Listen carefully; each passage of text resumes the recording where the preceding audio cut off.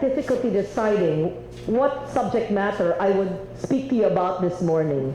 I could extemporize, I could deliver the speech which I delivered before the Asian Development Bank last September 26 with the Chief Justices of the Supreme Court of Asia, or I could read a speech I prepared for all of you, or I could just give a rundown of all my environmental legislation I've done since 1998 and tell you about each law, or I could just do all of that today.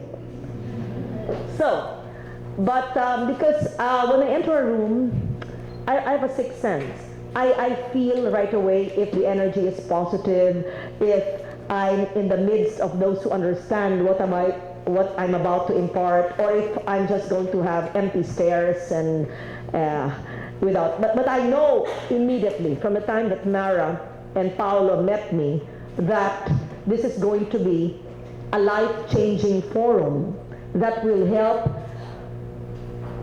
catalyze people into action.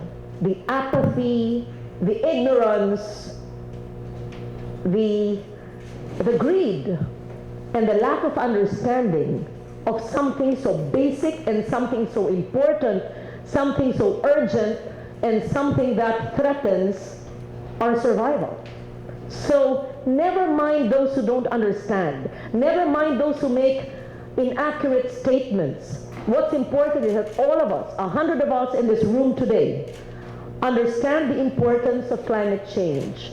Understand that it affects the most vulnerable populations in our country and in the world.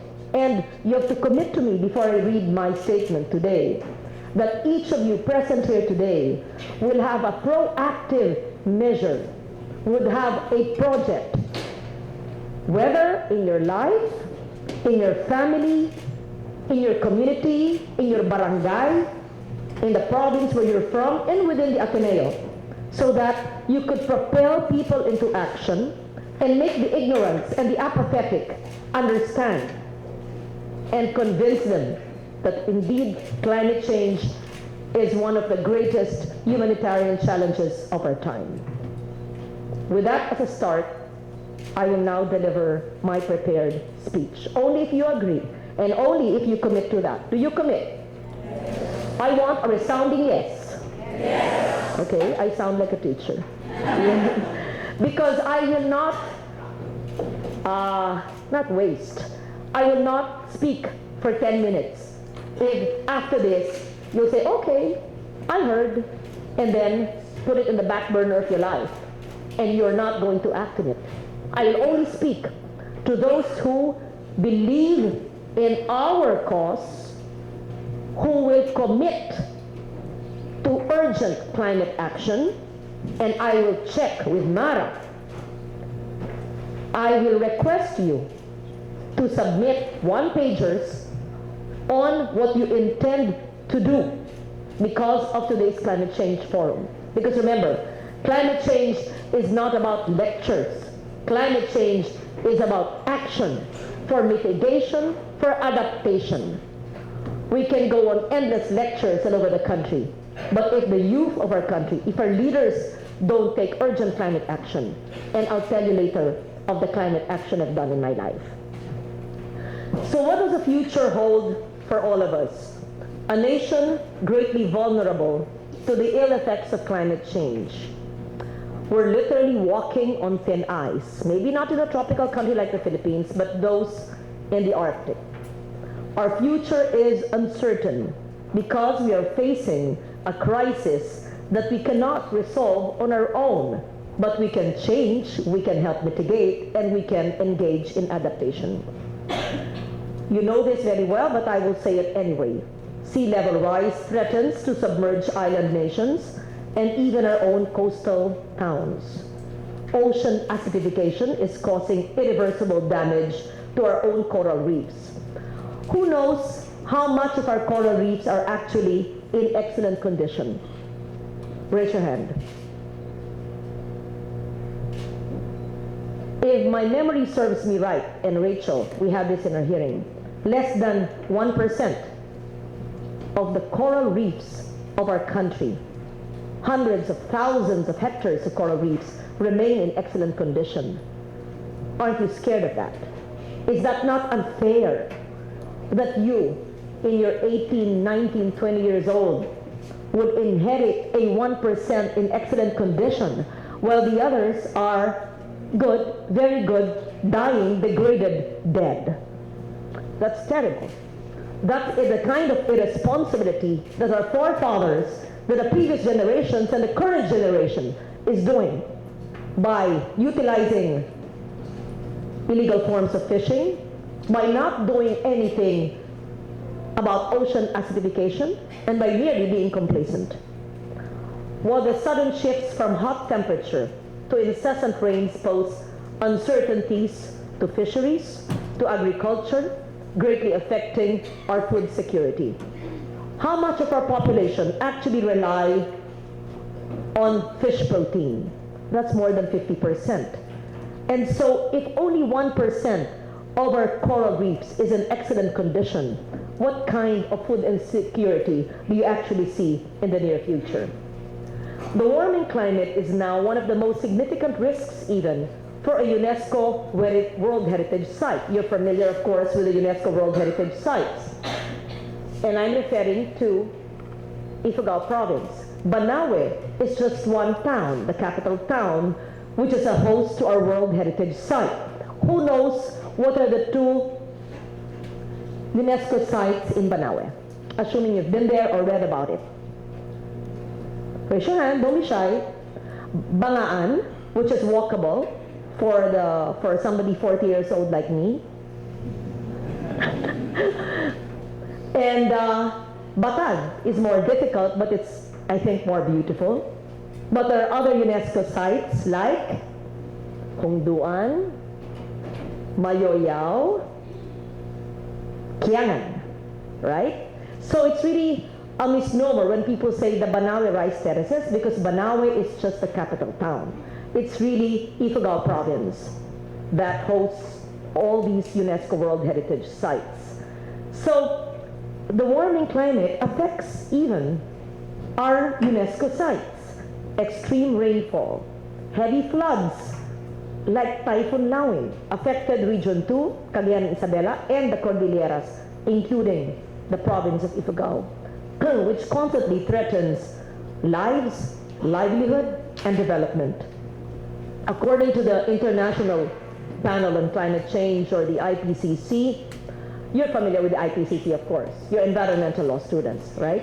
A group of scientists, more than 1,000, who've been studying all the impacts of climate change and giving recommendations on what needs to be done. You're familiar that there are Filipino scientists from UP Los Baños who have been, and Father Jet as well, of Ateneo, who were part of the IPCC.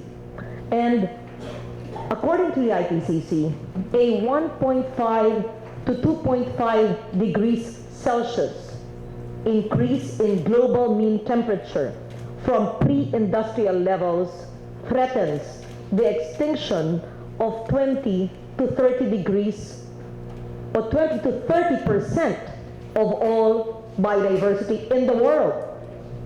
Imagine 1/3 of our flora and fauna in the world are at the risk of extinction because of the warming climate from a 1.5 to 2.5 degrees Celsius.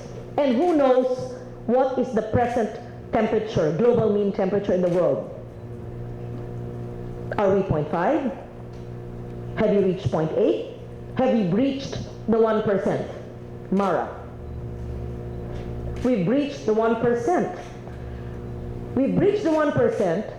We're not even in the 1.5 degrees Celsius, which Dean Lavinia and others in the Philippine delegation battled for, which is the aspiration of 1.5 degrees Celsius. We're not even there.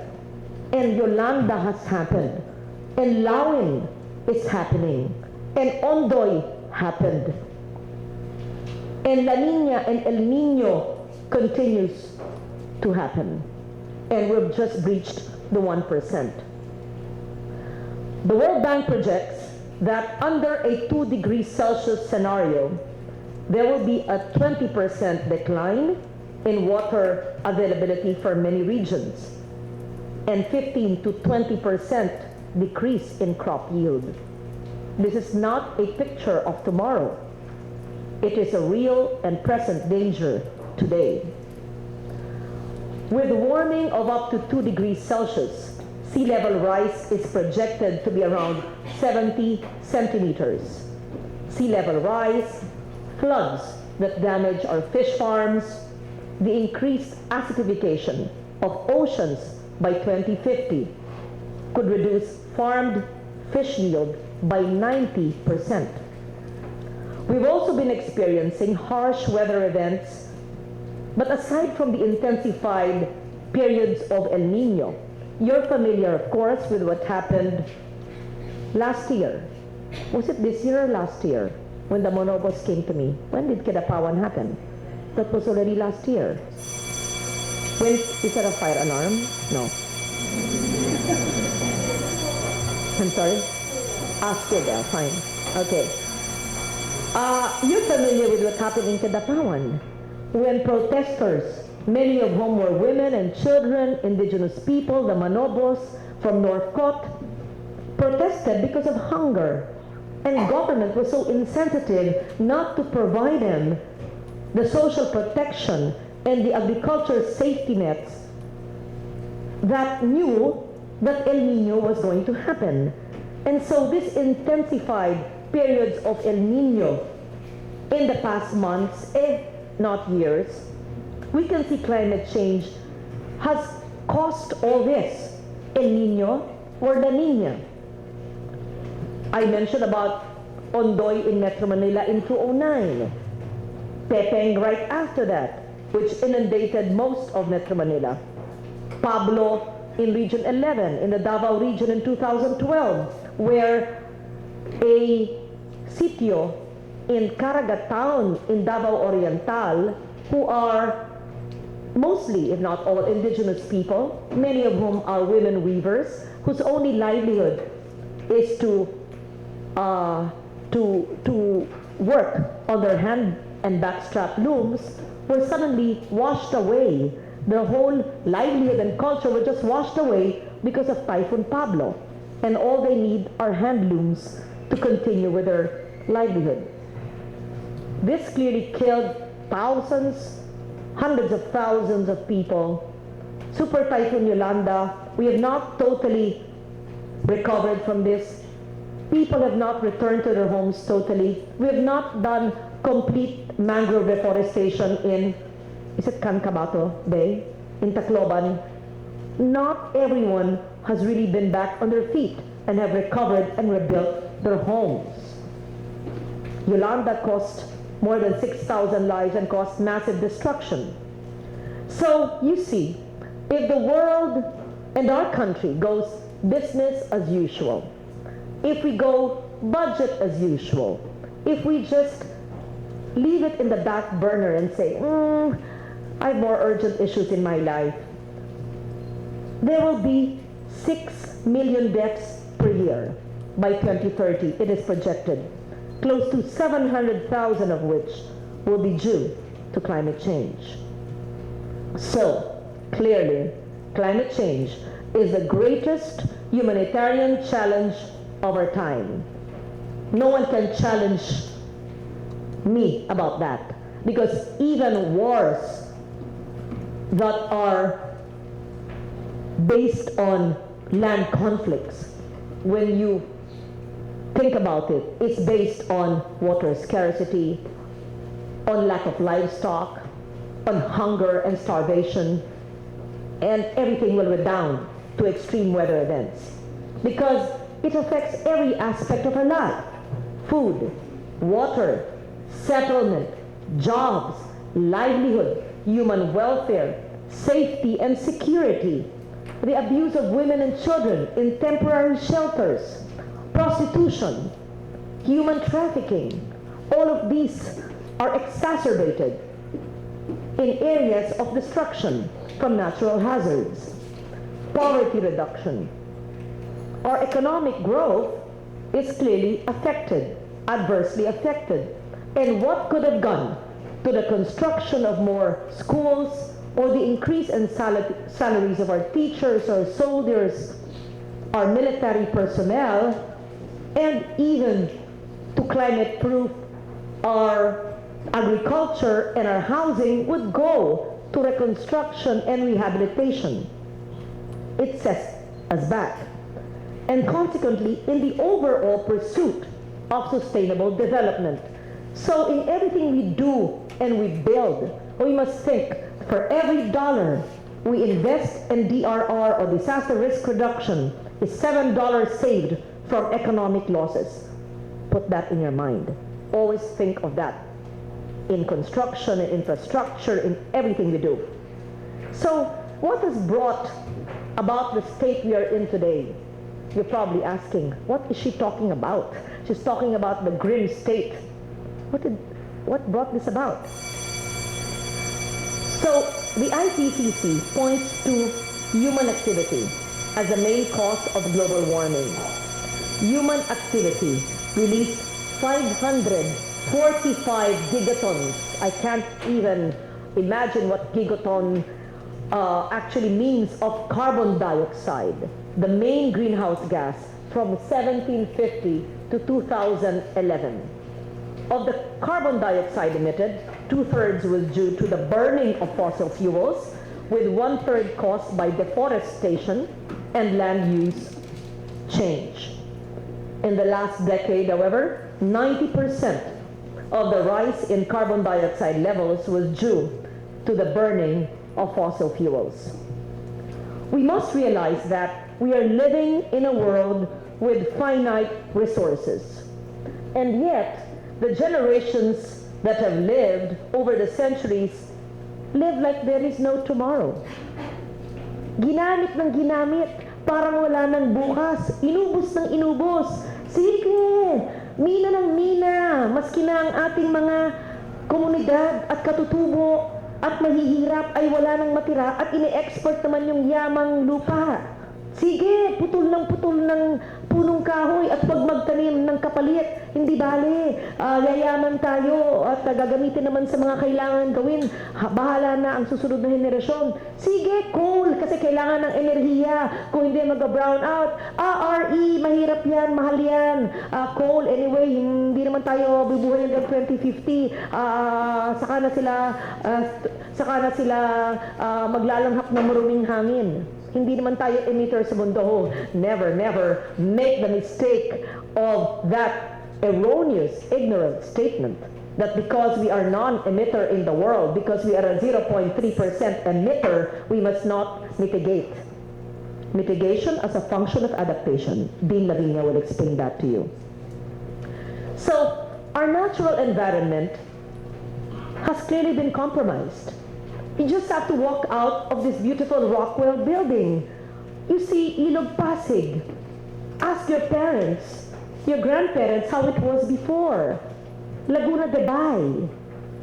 Just go a few steps outside and you see the squalor of our urban blight, of overpopulation, of how esteros were reclaimed and suddenly there are homes and buildings over esteros, which causes flooding in this overgrown, overpopulated metropolis.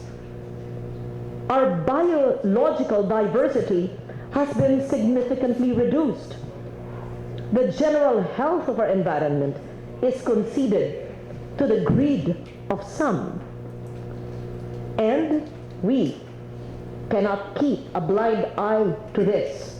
You, the youth of today, have to help us.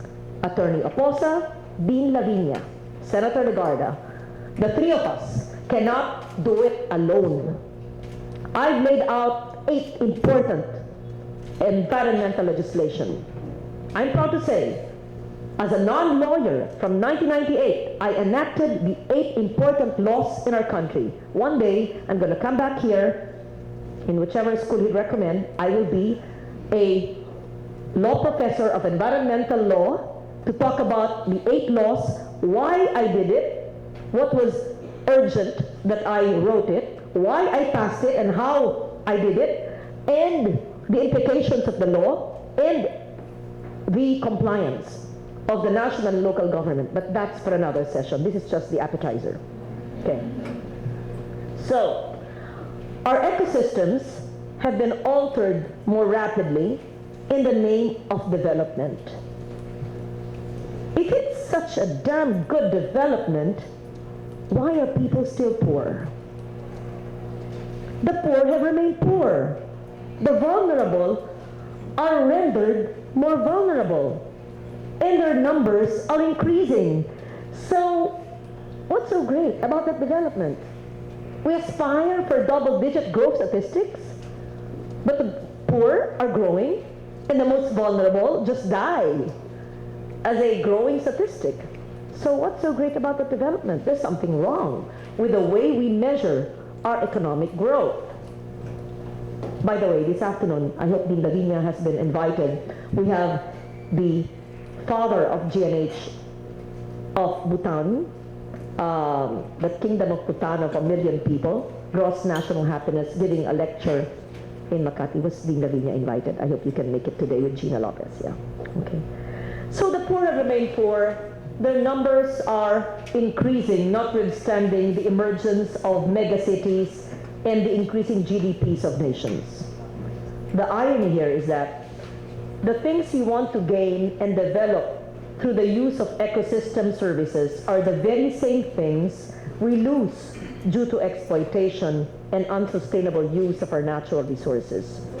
We are already experiencing the impact of climate change, and if we do not act now, we will start to feel its grave effects in 15 to 35 years from now, or even earlier. I actually think we've been feeling it all these years. Clearly, what is at stake here is your future and your children's future.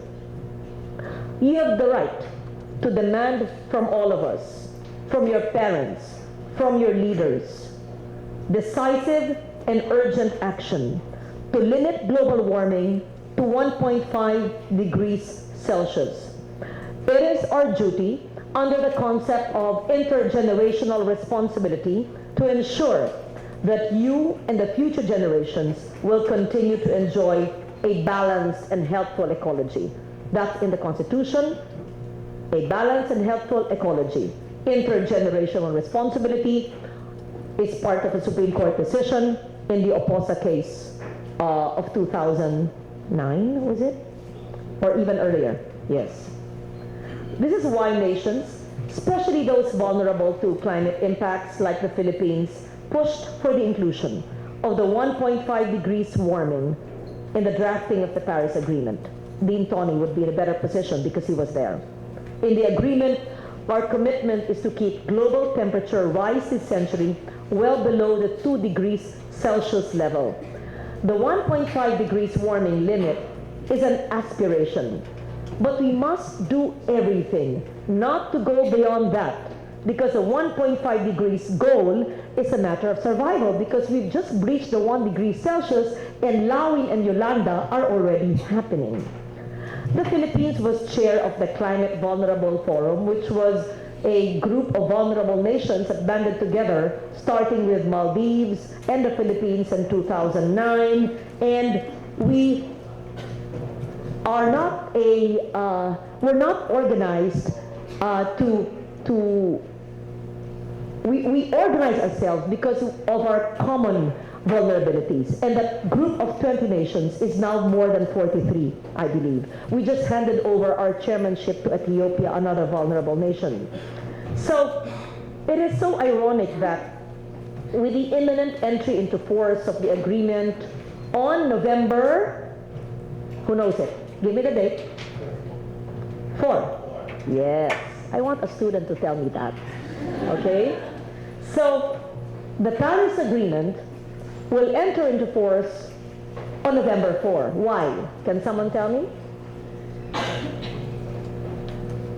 Because the agreement says that if there are 55 countries, more than 55% of the total greenhouse gas emissions in the world, then it can enter into force. So I ask, why is the Philippines taking its time? you have to help me urge the executive department, the office of the president, to ratify it so that when it comes to the Senate, we will help to concur in its ratification. We need to ratify the Paris Agreement so that we can access the Green Climate Fund, which will help us finance our climate adaptation programs and receive other technical and financial support from developed countries. Dean Lavinia, correct me if I'm wrong. Our INDCs, or our intended nationally determined commitments of 70% is conditioned or pegged on technical and financial assistance, meaning for the people who say that why are we supposed to mitigate or reduce our greenhouse gas emissions when we're only a 0.3 emitter in the world and it would not make a difference in the total global GHGs? The answer is our reduction is conditioned on the financial and technical assistance of industrialized nations who have done this to the world. Is that a simple way of saying it, Dean Lavinia? Right.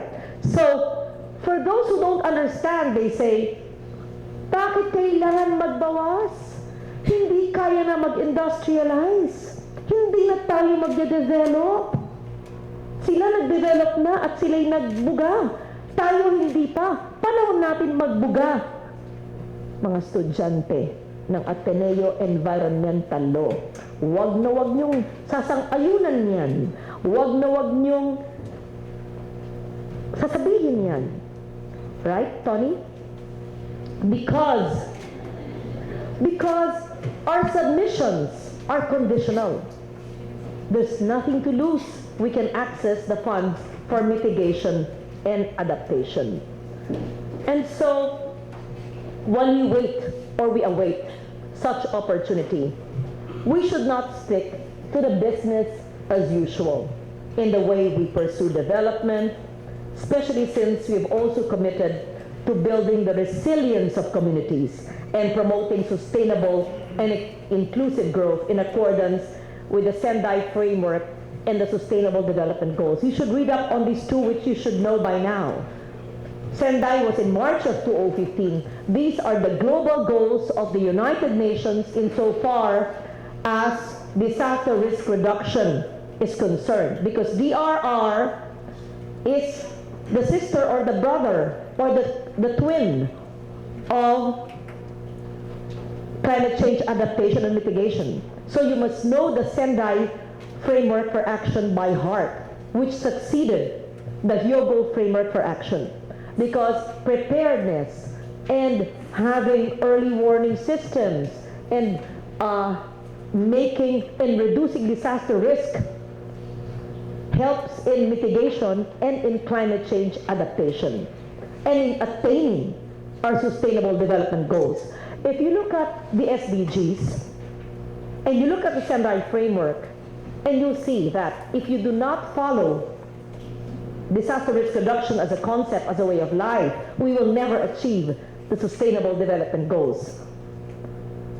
Again, there's another time for that in my class. So see, let me just strike out one. Zero hunger. How will you ever achieve zero hunger if we don't follow back to the Sendai framework? If we don't have local, national, regional, and global partnerships for disaster risk reduction. In short, if you don't reduce the risk in our 80 provinces, in our 42,000 barangays, if we just plant wherever we want, or we don't plant at all, if we don't give social protection to our farmers and our fisher folks, how can there be zero hunger? So you have to abide by Sendai to be able to achieve SDGs. We have passed numerous laws, not just to demand accountability for environmental issues, but also to provide impetus to incorporate environmental concerns into planning and policy making. The United Nations has lauded our laws on climate change adaptation and disaster risk reduction, Margareta Wallstrom, the former UNISDR ASG, Assistant Secretary General, said that our Climate Change Act, which created the Commission on Climate Change, and the NDREAM-C law, which created the NDREAM-C Council, are the best in the world. I'm so proud to have authored that, but laws are laws. Fine, we wrote that law, I wrote that law, I sponsored it, etc., but if it's not followed, that's only ink on paper. The UN also noted that the challenge really is to translate these national policies, plans and programs into local action with measurable gains. So effective enforcement emanates from everyone's understanding and appreciation of responsibility and accountability. Protecting our environment is not the duty of government alone. Young as you are, I believe that you are the most active partners in challenging development norms, politics, governance, and leadership. It is important for you, the youth of today, to discuss issues such as sustainable economic development. I'd really like to hear from you, maybe in your submission to Mara, to Dean Tony, what is sustainable development to you? What does climate resilience mean to you in your life? What is it you can do in your localities, in your communities, as a contribution to climate resilience? Because this will define your own future. Fundamentally, leaders and the youth as well must rethink development. Is development a concrete jungle? Is development aspiring for 8 or 10% growth while leaving the poor and the vulnerable and the agricultural workers and the fisher folks and the differently abled and the indigenous people behind? Is that development? The kind of development that transcends traditional economic yardsticks such as GDP, the kind founded on sustainability and ecosystems protection, socio-economic progress, and good governance, which are actually the 4 pillars of gross national happiness. What are the 4 pillars of GNH? Equitable socio-economic development or sustainable development, good governance, cultural preservation, and ecosystems protection. It makes sense whether you're 1 million people of Bhutan or 100 million from the Philippines. We need to progressively decrease our dependence on fossil fuels, which is causing all this, especially coal, and shift to renewable energy when applicable. We need a paradigm shift from an extractive and consumptive economics to sustainable development. We should veer away from a throwaway culture and aim for a zero-waste, low-carbon economy. I hope that you're implementing in Ateneo, in San Beda, and all environmental law classes, RA 9003, which is the Ecological Solid Waste Management Law, the segregation of waste at source, recycling, and composting, because that's very basic. Each of us should have a personal reflection on what we can do to contribute towards protecting our planet. We can no longer delay action because you are the future of our country. You are the frontliners in the overall action towards climate action and climate resilience. In closing, I simply wish to impart this message. Climate change is now in our midst.